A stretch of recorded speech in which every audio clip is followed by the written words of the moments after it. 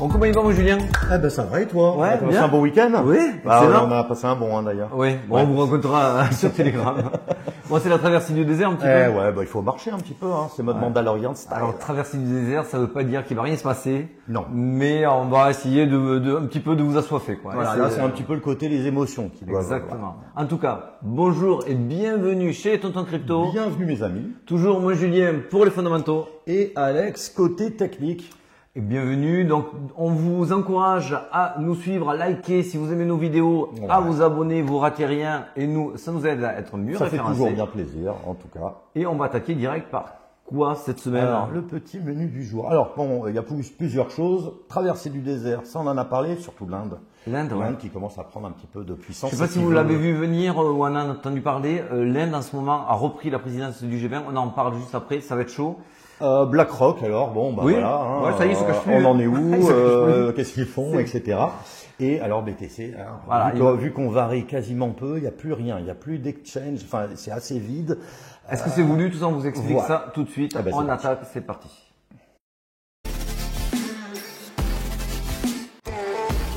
Et nos chers Bubble, ouh, je vois la grenouille à 23 Ouais, caloches. ouais.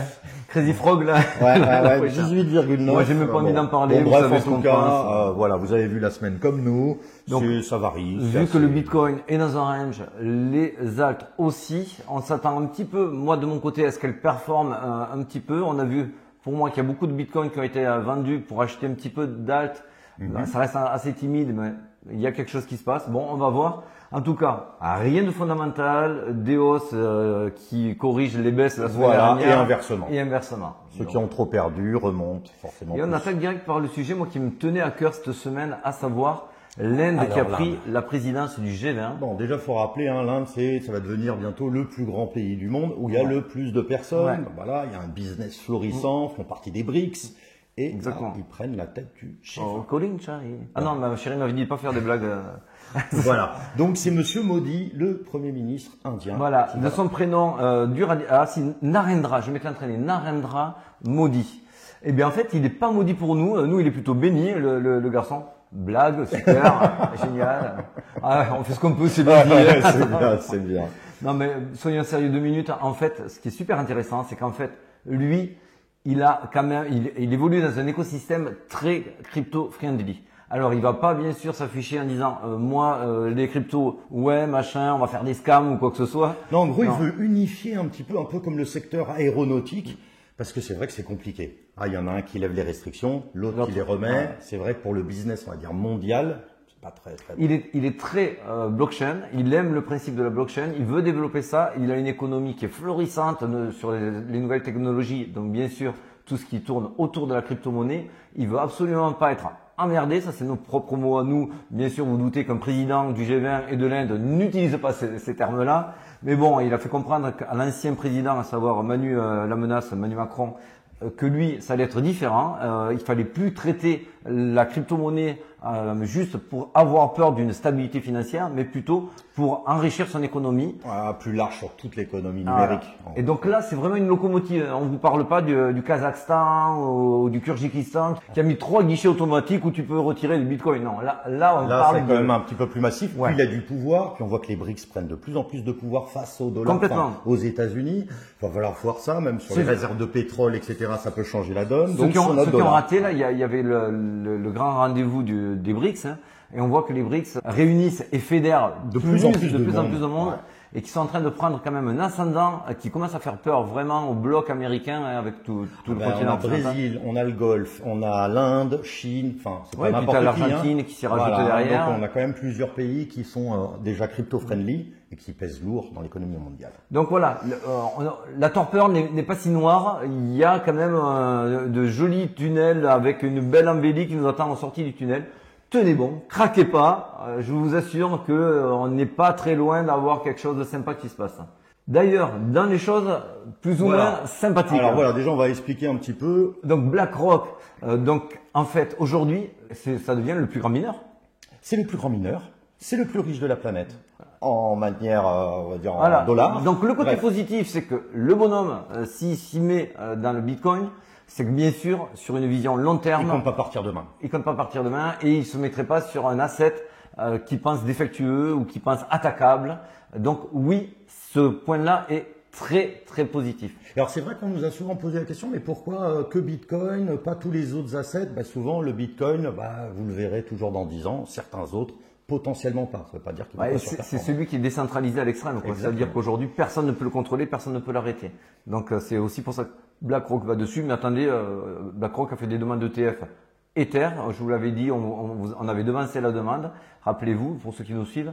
Donc BlackRock, oui, c'est super positif. Mais il va falloir être très lucide et très perspicace pour vraiment faire attention aux pièges qui vont nous être tendus. Ils sont là depuis longtemps, ils ont des équipes de cadors qui connaissent très très bien les techniques pour nous avoir au niveau émotionnel. Donc voilà. Exactement. Parce que ça toi, qui fait un peu José, peur. Fred et tout ce qui vont nous regarder, ils vont vouloir vous piquer vos petits bitcoins dans votre poche. Ça, c'est sûr. Ils ne seront pas là que pour vous faire monter votre valeur de portefeuille. Ils vont vraiment vouloir s'attaquer à votre portefeuille. À nous à déjouer leur plan. Et pour cela, on va commencer direct par l'analyse du Bitcoin. Eh ben c'est parti. Allez, c'est parti.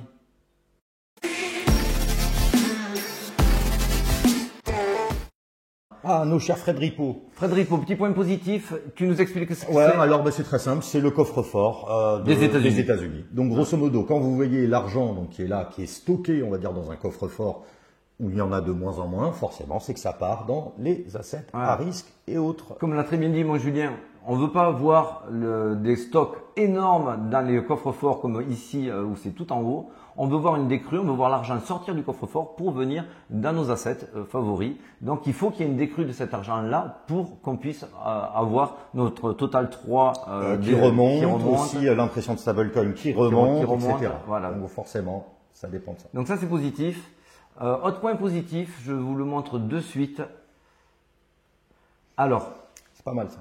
là, on a en haut, en jaune, le DXY, donc c'est le dollar index. Voilà, dollar index, exactement. Le Bitcoin et en dessous, le RSI du dollar index. Alors, pour ceux qui ne savent pas pourquoi on s'intéresse au dollar index, il faut savoir qu'il y a une mécanique toute simple.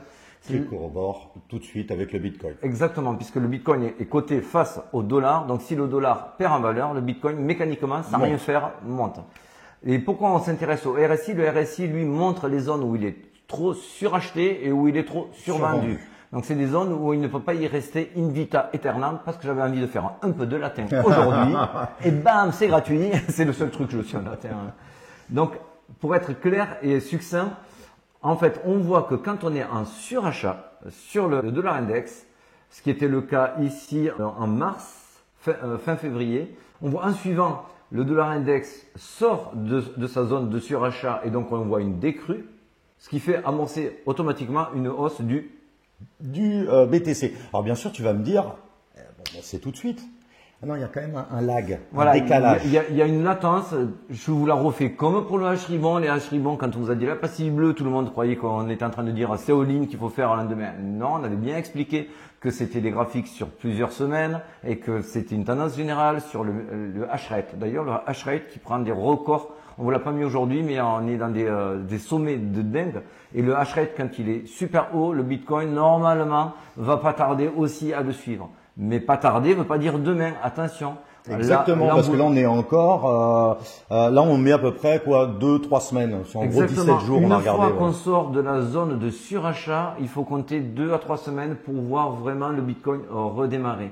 Aujourd'hui, on est en train de faire un double top sur la zone du RSI, en zone de surachat. Donc on peut y rester encore un certain temps. Ça, on ne peut pas vous le jurer pour l'instant, mais on sait que quand on va sortir, qu'il va y avoir la décrue, à partir de ce moment-là, on pourra compter 2 à 3 semaines pour voir un impact sur le Bitcoin. Exactement. Voilà, on l'a vu, ça se passait de manière assez régulière. Hein.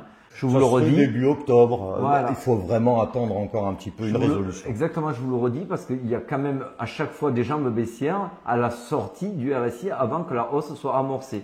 Cette jambe baissière, on vous l'a dit semaine dernière, puisque nous, on a été obligé de changer notre fusil d'épaule. Hein. Bah oui, parce qu'il y a eu un petit dump. Voilà, puisqu'on a cassé cette trendline. On vous avait mis la semaine dernière qu'on était sous la MM200. Alors, je voulais rajouter l'extension. Hein. Cette partie à droite de la blanche, c'est moi qui voulais tracer. Elle devrait donner quelque chose en ce sens-là. On vous avait dit que quand ça cassait la MM200, si c'était pas réintégré rapidement, c'est qu'il allait y avoir un petit travail de sape qui allait être effectué pour un petit peu vous miner le moral, un petit peu vous faire croire que non, il n'y aura pas de hausse, oui, on ira à la cave et il faut se délester. Alors pourquoi on se dit souvent, ah ouais, il faut quand même qu'on aille peut-être à la cave? Est-ce qu'on est toujours encore trop bruyant, trop foufou, etc. Et ben alors en fait, au niveau des leviers, je vois, on l'avait répété ça. C'est pas mal, hein. C'est pas mal. J'ai l'impression qu'on va pouvoir tourner sur du Netflix ou du Attends, c'est Amazon. que Netflix, ça va quoi. Y aquí Miguel, voilà, camarade. Donc, en fait, comme tu le disais, est-ce qu'on est suffisamment traumatisé ou pas par la dernière baisse? Eh ben, on va le voir que pas tant que ça. Pas tant que ça en fait. Dès qu'on voit une petite dump, tout de suite ça là, repart. Là, je vais te le mettre en daily. En daily, effectivement, en daily, c'est pas le pire. On voit que l'open interest a bien été nettoyé. Il remonte pas énormément. Mais ce qu'on peut voir, et c'est en ça où on voit que le traumatisme n'est vraiment qu'en surface.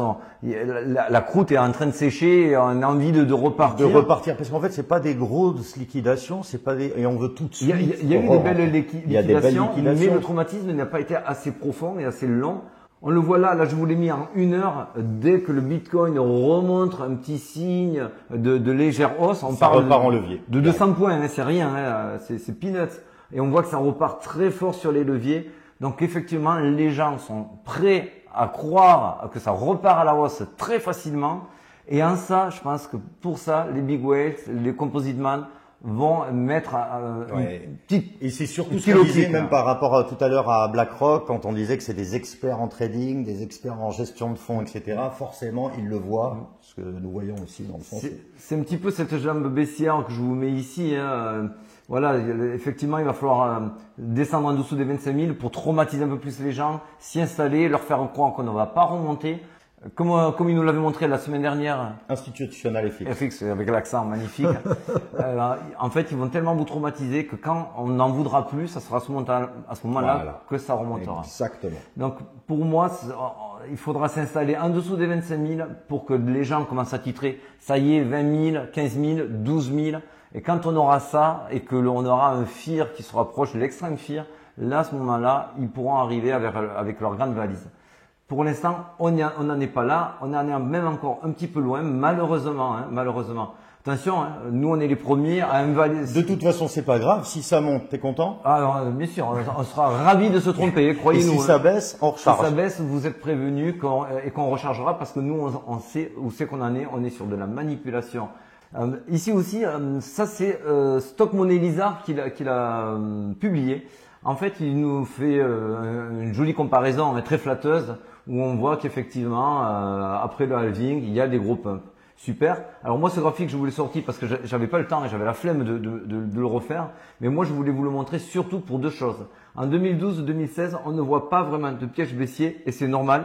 Il n'y avait pas d'institutionnel qui était présent sur le marché pour venir faire un piège baissier, se placer, vous prendre les jetons et monter. Les halvings étaient aussi beaucoup plus gros. Forcément, quand on a toute l'offre et qu'on la divise par deux, ça fait beaucoup plus massif que maintenant. Ça se réduit de plus en plus. Exactement. Et donc, ça attirait plus de monde. On se rend compte qu'en 2020 et maintenant, donc en 2024, ça sera, on voit qu'il y a le fameux piège baissier ici très accentué grâce ou à cause du Covid. Et aujourd'hui, ce piège baissier, nous, on l'attendait plus haut. Vous le savez, la semaine dernière, on s'en a expliqué. Aujourd'hui, je pense qu'ils sont en train de nous le mettre maintenant, le piège baissier. Et on insiste là-dessus lourdement parce qu'effectivement, on sent réellement qu'il y a besoin de traumatiser les gens en les amenant sur ce piège baissier. Donc voilà, ce piège baissier, je l'estime, mais ça... Pour moi, ça sera réévalué en fonction des leviers, en fonction de l'open interest qu'on constatera à ce moment-là. Mais tant qu'on ne descend pas en dessous des 25 000 avec du 22, 23, voire une spike vers 20, vers on en 20, parler. Il n'y aura pas de traumatisme fondamental. Mais ça ne veut pas dire, c'est vrai qu'il y en a beaucoup qui attendent beaucoup plus bas, et c'est vrai qu'avec l'analyse même du SP500, quand ça a chuté, notamment pendant le Covid, ça avait vraiment, vraiment chuté, là où le Bitcoin n'a pas tant chuté que ça. Donc ça veut dire qu'il a plus de résilience. Donc tous ceux qui l'attendent extrêmement bas, je pense qu'ils pourraient être déçus. Ça, c'est le premier point. Deuxième point, holder vs trader. Qu'est-ce qu'on leur recommande? Un holder. Vous êtes un holder, vous voyez quel pièce baissier. Vous bougez pas. Ça serait une des pires erreurs. Moi, trader, parce que je vous l'ai dit, notamment sur Telegram, mais donc j'avais positionné à 20 000 au niveau du BTC.